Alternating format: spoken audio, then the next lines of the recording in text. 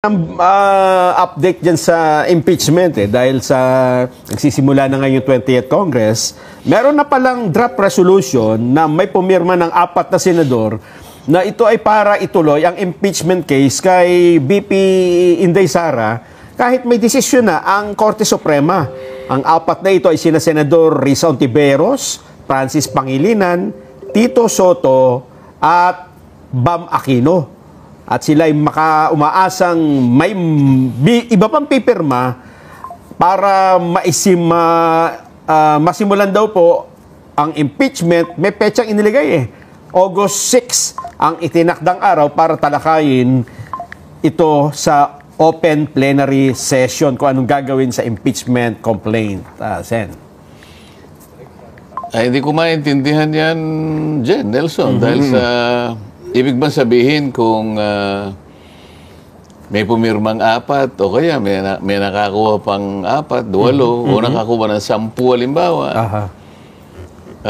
Ibig ba sabihin nun ay mapapahinuhod nila ang Korte Suprema na ituloy ang impeachment? Yan ba yung kanilang panukala o yun ang direction ba na tinatahak ng resolution? Bagamat hindi ko pa nababasa yung resolution nila. Kasi, nung kami nag-caucus, napag-usapan namin na mukhang klarong-klaro naman yung desisyon ng Korte Suprema. Medyo matatag at saka walang paligoy-ligoy. Sinabi niya, ang impeachment complaint is void ab initio. Ang ibig sabihin, mali ito sa umpisa pala. Unconstitutional. And the Senate never acquired jurisdiction. Ibig ba sabihin, Nelson, Jen, babaliwalain mo ba yung decision na yun? Unanimous decision ng Supreme Court? Ano? Unanimous. Opo. 13 pumirma, isa yung wala ron, isa yung hindi nakaboto. Pero unanimous sapagkat yung hindi bumoto at saka wala doon, hindi naman nag-submit ng dissenting opinion. Hindi tumutol. Kasi, kapag hindi ka nag-submit ng dissenting opinion, mananatiling unanimous. Ayun. Meron pa silang gustong sabihin, kaya nakiusap na... Alam mo, noong July 29, birthday ko yun, Jen. Opo. Nelson. Tuesday, oo. Nag-caucus kami. Anong tatalakayin na natin ngayon, sabi nila. Nakiusap sila na huwag. Kasi baka raw mag-file ng motion for reconsideration ang House of Representatives. Hindi man ako kumikiburo. Ninahayaan ko silang nagsasalita. Usap. Bigla naman akong tinanong ni Senador Jinggoy. Pakinggan natin yung birthday boy. Hindi pa nagsasalita. Nakatingin lang na ng pangiti-ngiti. Hindi natin malaman kung ano iniisip niya. Sabi niya, alam mo naman magsalita yun. Ay, ba't kasi ako patatagalin? Talakayan na natin mamaya. Sabi ko, ano kahit kumukuluan tiyan ko. Teka, wag mo naman. Wag naman, sabi niya. Hindi ba natin bigyan... Di ba natin pwedeng pagbigyan yung house? Ano nga kung paano pagbibigyan? Magpapile daw sila ng ng motion for reconsideration. Opo. Sabi ko, Mag-MR daw sila, bakit ka ako? Sa palagay ba ninyo ako? Kapag nag-file sila ng motion for reconsideration, sa palagay nyo, merong isa na pumirma ron na i-reverse niya yung sarili niya? Kahit isa lang. Ay, hindi natin. Kaya nga, ba't ka maghihintay ng isang bagay na wala? Di ba? Kasi sabi ko, sa tagal ko naman na naging litigation lawyer din, pagka ganyan naman ako yung tenor ng decision, at sinabi pa niyang immediately executory, ang ibig sabihin nun sinasara lahat ang pintuan para ikaw ay gumawa pa ng motion for reconsideration. Sabi ko, kung practicing lawyer ka, alam mo na. Sinabi ko na naririnig naman ng mga abogado doon.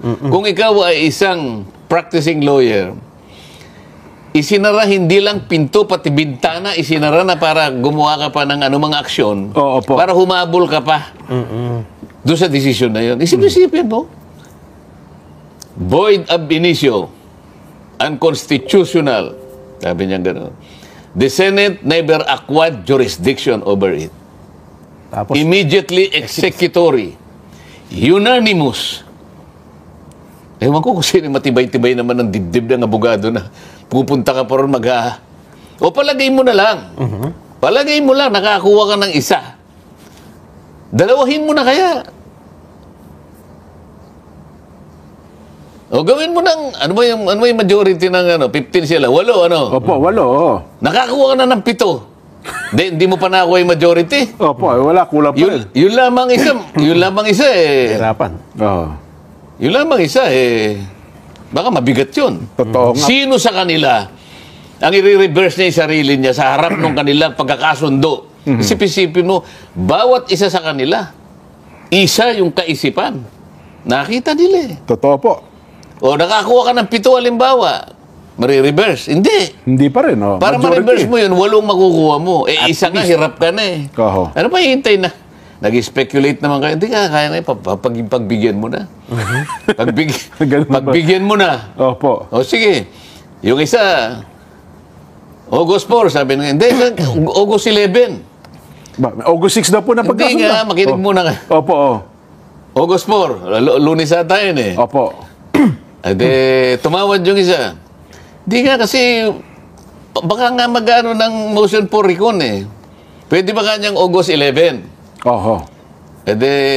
Nung tinignan ko yun, nakita nila na medyo aangal na ako. Oo, opo, sabi naman nung isa. Opo. 6 na lang. Yan. Para hindi mag-object si Senator Marcoleta. Sabi niya, Senador, kasi kaya gusto ko ng 6, ganito yan. Ang August 6, Wednesday. Ang August 4, Monday. Opo. Kung babanatan natin ang August 6, siyempre, debate ito eh. Oho, nako. Oh, Magkakasamaan tayo rito ng law, magkakainitan tayo rito eh. Opo. Kinabukasan. Baka magkasakitan ng loob tayo rito eh. Kinabukasan kanya, walang pasok, Huwebes, Biyernes, Pahinga muna. Sabado, Linggo, Wala na, humupa na. cooling off period. Ayun, oh. Sige, sabi ko, papayag ako, hindi dahil sa inihintay ninyong mag-file ng motion for reconsideration.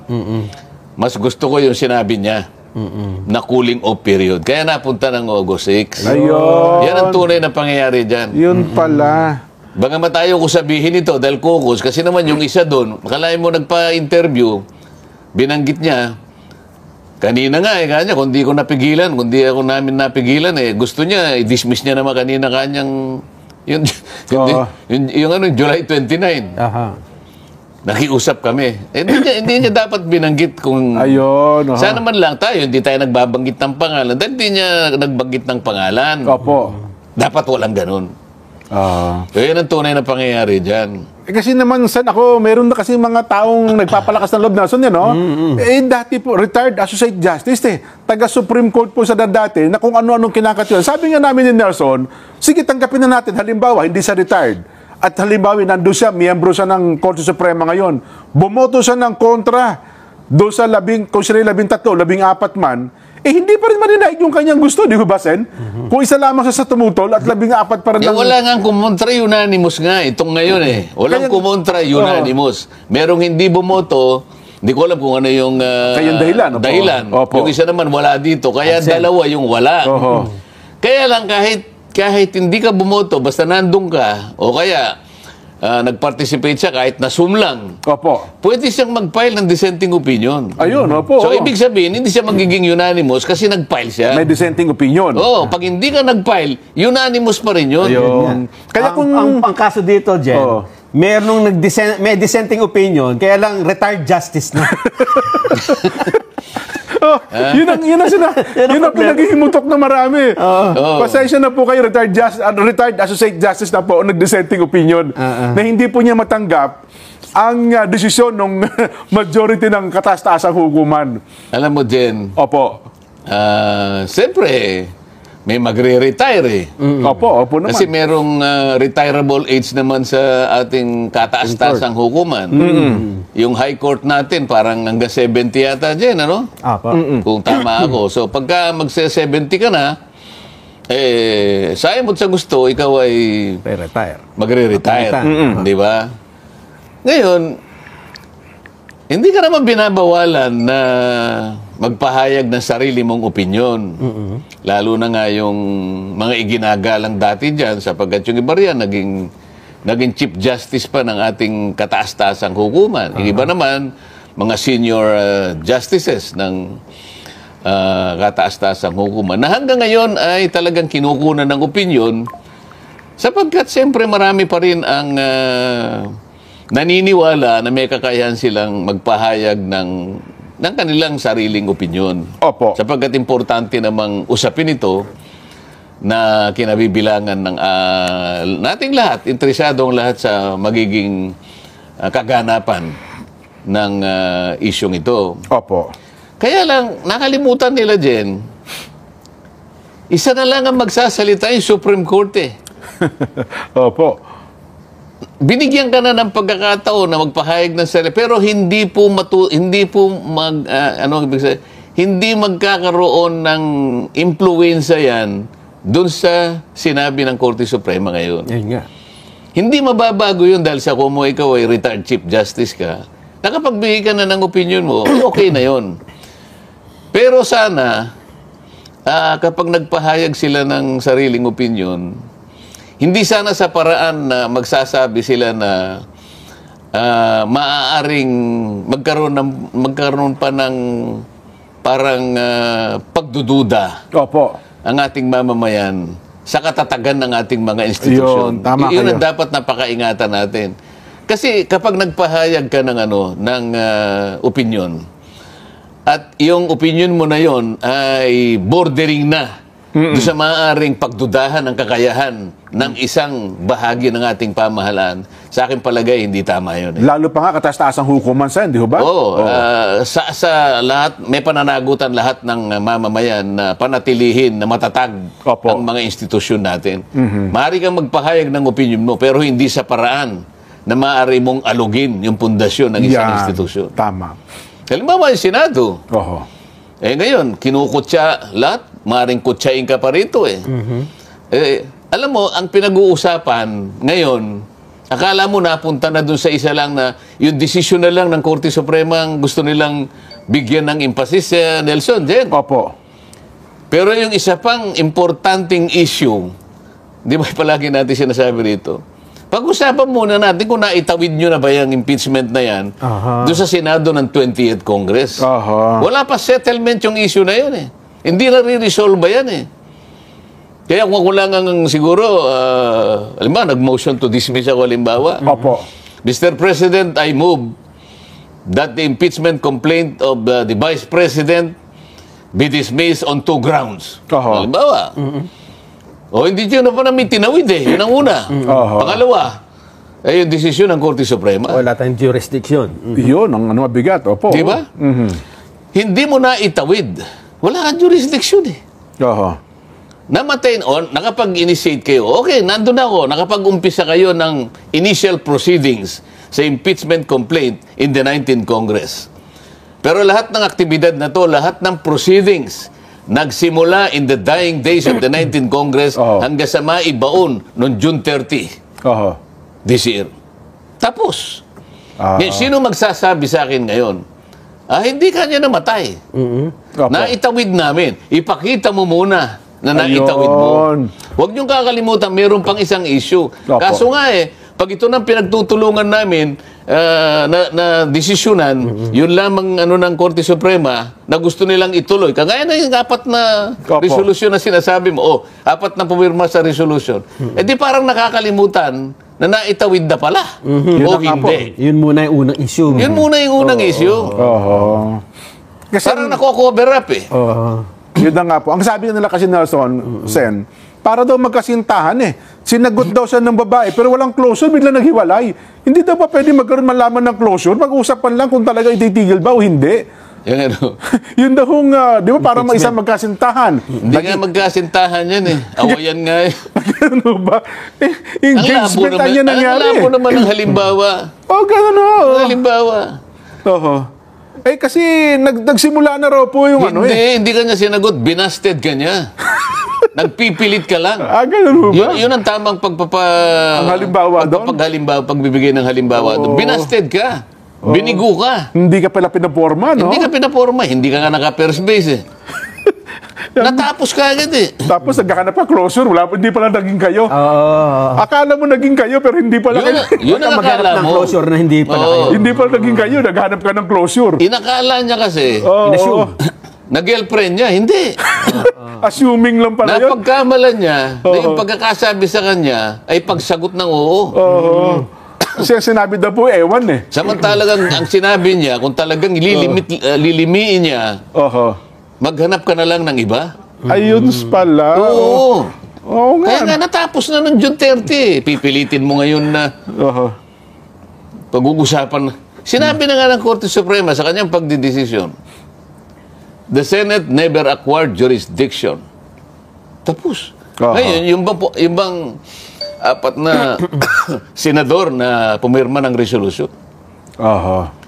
Ang ibig bang sabihin ay parang ayaw nilang magpasakop doon sa desisyon ng Korte Suprema. Mabigat ito dyan. Sa totoo lang, Sen, parang gano'n ang gusto nila. Kasi sa Hindi ko sisisihin yung tatlo. Pero yung isa, sa palagay ko, abogado yan. Baka, teka muna. Meron tayong mga canon of ethics and, sa mga abogado. Isang abogado, opo. Na kung ano ang desisyon ng Korte Suprema. Ano man pagdidesisyon na ginawa ang Korte Suprema ay nagiging bahagi na ng ating legal system. Jurisprudence eh. Article 8 ng Civil Code. Basahin mo. Baka may pananagutan sila dyan. Pwede nga po. Balita, pwede silang mapanagot sa parang criminal offense ata yan, eh, no? Isip-isipin mo. Kaya nga minsan may biro ngayon eh. Opo. Ang mabigat ka sa Korte Suprema. Tama man ang desisyon o mali ang desisyon, Opo. nagiging parte na ng kalipunan ng ating mga batas. Ang mga batas natin yan. Wala kang magagawa eh. I-amend mo muna yung Civil Code. Sila ang may karapatang magpasya. Alisin mo yung Article 8 ng Civil Code. Nako. Pero habang yun ay nandun, may pananagutan ka riyan.